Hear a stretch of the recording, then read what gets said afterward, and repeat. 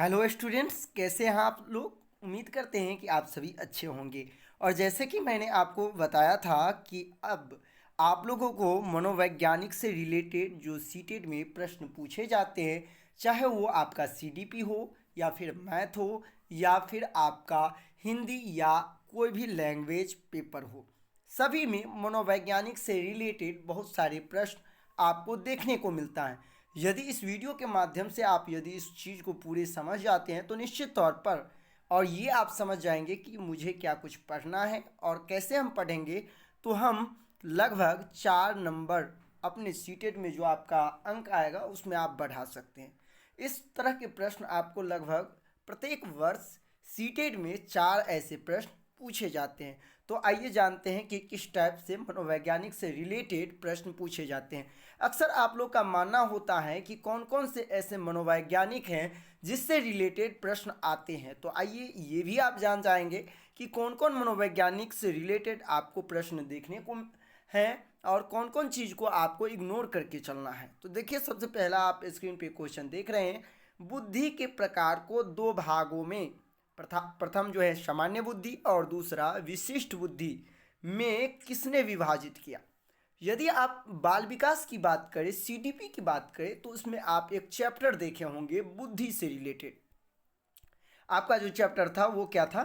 बुद्धि, जिसमें आपने पढ़ा होगा बुद्धि के एक कारक सिद्धांत, द्विकारक सिद्धांत, बहुआयामी सिद्धांत, बहुकारक सिद्धांत, बुद्धि के त्रियामी सिद्धांत। और वहाँ से ये क्वेश्चन लिया गया है कि बुद्धि को 2 भागों में बांटा है। पहला जनरल और दूसरा स्पेसिफिक। इसे जी कारक और एस कारक के नाम से भी जानते हैं। और इसके जो दिया था, जो मनोवैज्ञानिक था, वो आपका स्पीयरमैन था। तो इसको आप ध्यान रख लेंगे। बुद्धि को 2 भागों में बांटा है, 2 खंडों में बांटा है, 2 रूपों में बांटा है। बहुत बार आपको इससे रिलेटेड क्वेश्चन अलग अलग तरह से मिलते हैं। बुद्धि के द्वितत्व का सिद्धांत, बुद्धि के द्विखंड का सिद्धांत, या फिर आपसे ये भी पूछ सकता है जी कारक और एस कारक का सिद्धांत किसने दिया है। तो ये जो है आपका स्पीयरमैन ने दिया है। जानकारी के लिए आपको बता दें, यदि आपसे ये पूछे कि बुद्धि के एक कारक सिद्धांत किसने दिया है, तो टर्मन, स्टर्न और बिने, ये तीनों मनोवैज्ञानिक आएंगे। इसमें से कोई एक नाम आपको ऑप्शन में देखने को मिलेगा। चलिए, अगला जो क्वेश्चन है वो अंतर्निहित भाषा क्षमता का संबंध किससे है। तो ये संबंध जो है आपके वैगोत्स्की से है। कोहलबर्ग के अनुसार एक शिक्षक बच्चों में नैतिक मूल्यों को जन्म दे सकता है। यानी कोहलबर्ग का मानना था कि कैसे हम एक बच्चों में नैतिक मूल्यों का जन्म दे सकते हैं। आखिरकार बच्चों में नैतिकता कैसे आता है, क्या व्यवहार कैसे करें, इस पर सख्त निर्देश देना। देखिए, मैं आपको पहले भी बता चुका हूँ, बच्चे जो होते हैं वो बहुत ही सिंपल होते हैं। उनके ऊपर यदि आप दबाव बनाएंगे, निर्देश देंगे, चाहे वो सख्त आदेश देंगे, तो ये सब बालक को कहीं ना कहीं वो निगेटिविटी लाएगा।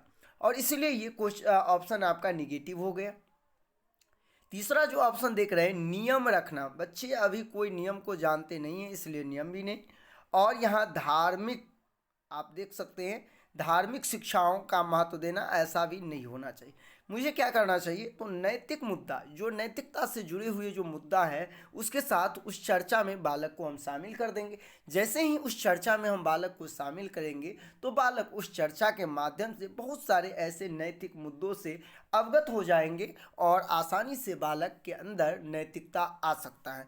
सिंपल में आप इसे ऐसे समझिए कि आपके अंदर किसी को सम्मान करना, अपने माता पिता को सम्मान करना, अपने गुरुजनों को सम्मान करना, क्या आप किसी कॉपी किताब से सीखें या किसी आप सिलेबस से सीखें? नहीं, बल्कि आप अपने आस पड़ोस में रहते रहते, एक दूसरे से देखते देखते, उस पर विचार विमर्श चर्चा करते करते आप अपने आप को, आपके अंदर नैतिकता आ जाता है। तो सही उत्तर जो है 2 हो जाएगा। बढ़ते हैं हम अगले क्वेश्चन की तरफ। और अगला क्वेश्चन है कोहलबर्ग। तो याद रखेंगे, आपको सीटेट में कोहलबर्ग से एक क्वेश्चन देखने को ही मिलेगा, ये आप तय समझ लीजिए। ऐसा हो ही नहीं सकता है कि कोहलबर्ग से रिलेटेड आपको क्वेश्चन सीटेट में देखने को नहीं मिले। एक और अतिरिक्त जानकारी आप सबों को बता दूं कि इस बार जो सीटेट की परीक्षा होगी वो 2-3 शिफ्ट, 4 शिफ्ट, 5 शिफ्ट में भी हो सकता है। इसलिए आप लोग को बहुत सारे ऐसे क्वेश्चन हैं जो कॉमन क्वेश्चन देखने को मिलेगा। इसलिए इस बार जो है आप लोग को क्वेश्चन बिल्कुल इजी आएगा, इसलिए आप घबराने की कोई बात नहीं है। बशर्ते आप जितने भी टॉपिक हैं, पढ़ने वाली चीज़ें हैं, जो मुख्य चीज़ें हैं, उस चीज़ पर आप फोकस जरूर करें। जैसे कि इसमें मैं आपको बता दूं कि जो भी मनोवैज्ञानिक का भी नाम इस वीडियो के तौर पर हम आपको बता रहे हैं, वो मनोवैज्ञानिक बेहद ही सीटेड के लिए वेरी वेरी इंपॉर्टेंट है आपके लिए।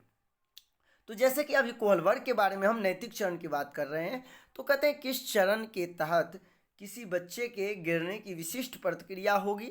यदि आप ईमानदार हैं तो आपके माता पिता आप पर गर्व करेगा। देखिए, इसमें दो चीज़ हो रहा है। पहला तो ये कि आप हैं, दूसरा कि आपके माता पिता हैं। अब देखिए, यदि आप अच्छा करते हैं, ऊपर की ओर बढ़ते हैं अच्छाई में, तो आपके माता पिता को भी आप पे गर्व होता है। तो यहाँ दोनों के बीच में क्या है, संबंध है। यानी आप अच्छा किए तो इनको गर्व हुआ, आप गलत किए तो इसको शर्म हुआ। और आपको इसके लिए बताए हैं, इसके लिए सबसे अच्छा होता है गुड गर्ल गुड बॉय, जिसमें इस ओरिएंट में आपको बताए हैं कि एक लड़का होता है, एक लड़की। उदाहरण के तौर पे लिया गया है, कोलबर्ग ने लिया कि यदि एक लड़का किसी लड़की को सम्मान देते हैं तो ये रिटर्निंग होता है, वो लड़की भी लड़का को सम्मान देते हैं। और यदि लड़का इसको सम्मान नहीं देता है तो ये भी इसको सम्मान नहीं देते हैं। खास तौर पे यहाँ वही चीज़ हो रहा है यहाँ कि यदि आप ईमानदार हैं तो आपके माता पिता को गर्व होगा, यदि आप ईमानदार नहीं हैं तो आपके माता पिता को शर्म होगा। इसलिए इसका राइट आंसर जो हो जाएगा good girl good boy orientation.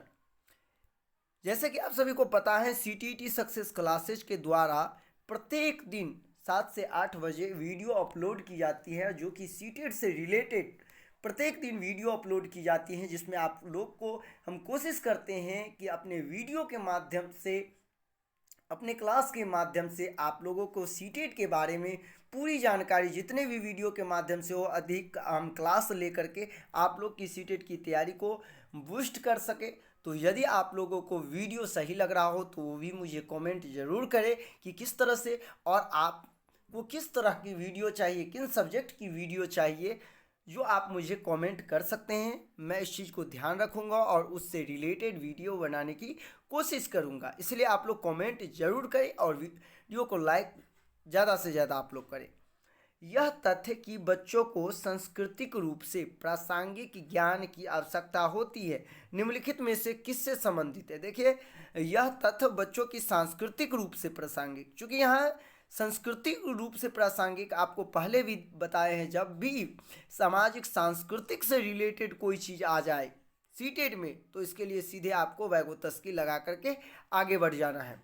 अगला जो क्वेश्चन है, छिपी हुई वस्तु। तो देखिए, कोई भी वस्तु जब छिपी हुई होती है और उसे यदि कोई बच्चा ढूंढ लाता है, तो जीन पियाजे के संज्ञानात्मक विकास के अनुकूल वो क्या कहलाता है, वस्तु अस्थायित्व का गुण कहलाता है। ये अक्सर क्वेश्चन पूछे जाते हैं कि वस्तु अस्थायित्व का गुण किस अवस्था में बच्चों में पनप जाते हैं। तो आपको जानकारी के लिए बता दें कि ये जो होता है वो संवेदी प्रेरक अवस्था में होते हैं। लेकिन ध्यान रखेंगे, बहुत सारे बुक में आपको ये भी देखने को मिलेगा कि पूर्व संक्रियात्मक अवस्था में ऐसा करता है। तो ये इस दोनों पर अक्सर डाउट रहता है, तो आप अपने अनुकूल देख लेंगे जो आपको बुक में अच्छा लगे। चूँकि एनसीईआरटी के बुक हम देखने के बाद ये पता चला कि संवेदी प्रेरक अवस्था में भी और पूर्व संक्रियात्मक अवस्था भी लिया गया है। तो आप समझ गए होंगे, छिपी हुई वस्तु जो ढूंढ निकालते हैं उसे क्या कहा जाता है, वस्तु अस्थायित्व कहा जाता है। अगला जो क्वेश्चन है वो ये है कि वैगोत्स्की के सामाजिक सांस्कृतिक सिद्धांत के अनुसार क्या होता है। तो संस्कृति और भाषा विकास में महत्वपूर्ण भूमिका निभाते हैं।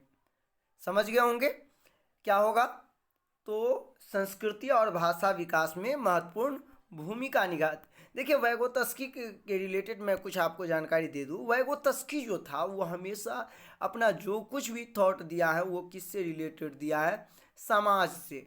और याद रखेंगे, समाज जब भी आएगा तो समझ जाइएगा वैगोत्स्की होगा, और अधिगम से रिलेटेड आपको फिर वंडूरा देखने को मिलेगा। लेकिन जब भी आपको मिले सामाजिक सांस्कृतिक विकास से रिलेटेड, तो याद रखेंगे वो क्या होगा, वैगोत्स्की होगा। अगला जो क्वेश्चन है वो कह रहा है कि किन मनोवैज्ञानिकों के अनुसार बच्चे भाषा सीखते समय वैज्ञानिक तौर पर खोजबीन करते हैं? तो बहुत बार ये सीटेट में पूछा भी गया है कि कौन मनोवैज्ञानिक के कहा है कि भाषा सीखने के दौरान बच्चे वैज्ञानिक पड़ताल करते हैं, वैज्ञानिक खोज करते हैं। तो ये कहना था आपका चॉम्स्की का। चॉम्स्की ये भी कहा था कि जनरेटिव ग्रामर की संज्ञा, याद रखेंगे चॉम्स्की ने क्या कहा था, जेनरेटिव ग्रामर की संज्ञा दिया था। दूसरी बात, ये भाषा सीखने के क्षेत्र में जब कभी भी जन्मजात रहे, याद रखेंगे जन्मजात, तो ये सीधे चॉम्स्की हो जाएगा, याद रखेंगे। यदि अनुकरण पूछे भाषा के क्षेत्र में अनुकरण, तो स्किनर हो जाएगा। यदि आपको कहे जो बच्चे समाज के साथ भाषा सीखते हैं, तो वो हो जाएगा वैगोत्स्की। चलिए हम बढ़ते हैं अगले क्वेश्चन की तरफ, और अगला क्वेश्चन है थॉर्नडाइक से रिलेटेड। ये भी जो है बहुत महत्वपूर्ण मनोवैज्ञानिक का नाम है। थॉर्नडाइक से अक्सर क्वेश्चन पूछे जाते हैं। तो थॉर्नडाइक आपको पता होगा 3 मूल नियम दिया था। किस चीज़ का? तो सीखने का। सीखने के 3 मूल नियम दिया था, जिसमें पहला था उसका तत्परता का नियम, जिसे हम सक्रियता का नियम भी कह सकते हैं। दूसरा इसका था अभ्यास का नियम, और तीसरा था प्रभाव का नियम। ये तीनों जो है वो थॉर्नडाइक का मूल नियम है। वही इसका कुछ सेकेंडरी भी है, अर्थात गौण नियम भी है, जिसके अंतर्गत बहुत सारे नियम हैं, लेकिन उसी का एक पार्ट है प्रयास एवं त्रुटि का नियम। इसे मूल नियम के अंतर्गत थॉर्नडाइक ने नहीं रखा है, इसे गौण के अंतर्गत रखा है। तो इस चीज़ को आप ध्यान रखेंगे। बढ़ते हैं हम अगले क्वेश्चन की तरफ, और अगला क्वेश्चन है पियाजे से रिलेटेड। देख रहे हैं मैं वही क्वेश्चन इस आप लोगों के सामने जो स्क्रीन पर देख रहे हैं क्वेश्चन, इस टेस्ट सीरीज में वही क्वेश्चन शामिल किया हूं जो आपको सीटेट में पूछे जाएंगे। आपने देखा होगा बहुत सारे जो यूट्यूब चैनल के माध्यम से हो या आपके सामने मार्केट में बहुत सारे ऐसे बुक होंगे जिनकी क्वेश्चन लेवल बिल्कुल कुछ अलग होता है, लेकिन इसमें के माध्यम से जो हम आप लोगों को कुछ क्वेश्चन दे रहे हैं वही चीज़ दे रहे हैं जो आपके सिलेबस में है। तो पियाजे के अनुसार 2 से 7 वर्ष के बीच एक बच्चा संज्ञानात्मक की किस अवस्था में होता है? तो आपको पता है संवेदी अवस्था जो होता है वो 0 से 2 वर्ष होता है, ध्यान रखेंगे। पूर्व संक्रियात्मक जो होता है वो 2 से 7 वर्ष होता है। इसके बाद आपका जो होता है औपचारिक और अनौपचारिक। तो सबसे पहले होता है अनौपचारिक, जिसे हम मूर्त संक्रियात्मक कहते हैं। इनका एज होता है 7 से 11 वर्ष।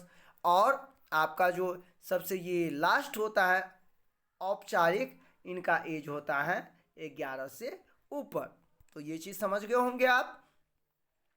चलिए अगला जो क्वेश्चन है वो ये है अंतर्दृष्टि का सिद्धांत। अंतर्दृष्टि का सिद्धांत किसने दिया था? तो जानकारी के लिए बता दें, अंतर्दृष्टि का सिद्धांत आपका कोहलर ने दिया था। कौन दिया था? कोहलर। यहाँ क्लियर मैं कर दूँ, कोहल वर्ग जो है नैतिक विकास का सिद्धांत दिया है, याद रखेंगे। पॉलो जो है शास्त्रीय अनुबंध का सिद्धांत दिया है, और क्रिया प्रसूत अनुबंध का सिद्धांत स्किनर ने दिया है। आप उम्मीद करते हैं समझ गए होंगे। कोहलर ने क्या दिया है? अंतर्दृष्टि का सिद्धांत। कोहलवर्ग ने नैतिक विकास का सिद्धांत, शास्त्रीय अनुबंध का सिद्धांत पॉलो ने दिया है, और क्रिया प्रसूत का सिद्धांत स्किनर ने दिया है। अगला जो क्वेश्चन है वो ये है कि प्रगतिशील शिक्षा के अंतर्गत किन मनोवैज्ञानिकों ने एक पहला रुचि और दूसरा प्रयास को ध्यान में रखा है? तो आपको जानकारी के लिए बता दें, प्रगतिशील शिक्षा के जन्मदाता जो जॉन डीवी थे, इन्होंने अपनी शिक्षा के केंद्र में 2 चीज़ को महत्वपूर्ण दिया, पहला रुचि और दूसरा प्रयास को। इस चीज़ को आप ध्यान में रखेंगे। गीजू भाई जो है आपका बाल केंद्रित शिक्षा से रिलेटेड है, और आपका ये जो है थॉर्नडाइक, ये आपके सीखने का जो 3 मूल नियम है उससे रिलेटेड है। चलिए अगला जो क्वेश्चन है वो हम देख लेते हैं। अगला क्वेश्चन है बंडूरा के अध्ययन द्वारा प्रेक्षण अधिगम के तत्व बताए हैं। तो देखिए तनाव नहीं होगा, ऐसे ही आप सेलेक्ट कर ले। अवसाद नहीं होगा, और यहाँ भी तनाव है नहीं होगा। क्या होगा? अवधान, स्मृति, अनुकरण और अभिप्रेरणा, ये तीनों बिल्कुल चारों पॉजिटिव हैं, और यही होगा। आपको क्वेश्चन बनाते समय कुछ कुछ चीज़ों को ध्यान में रखना है, और सीधे उस चीज़ को आप क्रॉस करते चलेंगे, जो ये तो वैसे भी नहीं होगा। चलिए अगला है क्रिया प्रसूत का सिद्धांत। अब ये जस्ट आपको बताए हैं, और इसका जो है वो स्किनर होगा। थॉर्नडाइक क्या है? सीखने के मूल नियम से रिलेटेड है। अगला जो क्वेश्चन है वो कोहलर से रिलेटेड है। कोहलर का अधिगम सिद्धांत, यानी कोहलर के सीखने का जो सिद्धांत है उसे किस नाम से जाने जाते हैं? तो आपको पता होगा, इसको अंतर्दृष्टि के सिद्धांत के नाम से जानते हैं। इसे हम जो है गेस्टाल्टवादी मनोवैज्ञानिक कहते हैं। किसे? कोहलर को। और ये अपना प्रयोग किसी पे दिया था? तो चिंपांजी पे दिया था। ध्यान रखेंगे इस चीज़ को भी, अक्सर पूछे जाते हैं। सीखना विकास की प्रक्रिया है, यह किसने कहा है? तो इसका जो आप देख लेंगे, सीखना विकास की प्रक्रिया है, शायद इसका जो है क्रो एवं क्रो, ये डॉट है, इसको थोड़ा आप लोग जो है अपने अनुसार से देख लेंगे।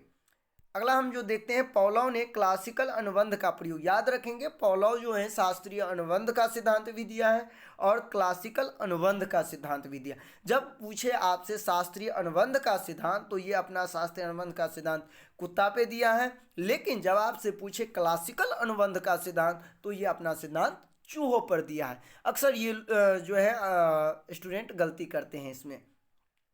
अगला जो है अभी जस्ट आप लोग को बताए हैं, अंतर्दृष्टि द्वारा अधिगम का विशेष महत्व दिया गया है। किस मनोवैज्ञानिक का मानना था कि अंतर्दृष्टि द्वारा हम अपने अधिगम को करते हैं? तो ये जो अंतर्दृष्टि से रिलेटेड है वो आपको गेस्टाल्टवाद मनोवैज्ञानिक है। व्यवहारवाद का मानना था कि बालक कोई चीज़ को व्यवहारिक रूप से करके सीखते हैं, और गेस्टाल्टवाद का मानना था कि बालक अपने अंतर्दृष्टि के आधार पर ज़्यादा सीखते हैं। तो अंतर्दृष्टि सिद्धांत के जन्मदाता जो हैं वो कौन है आपका?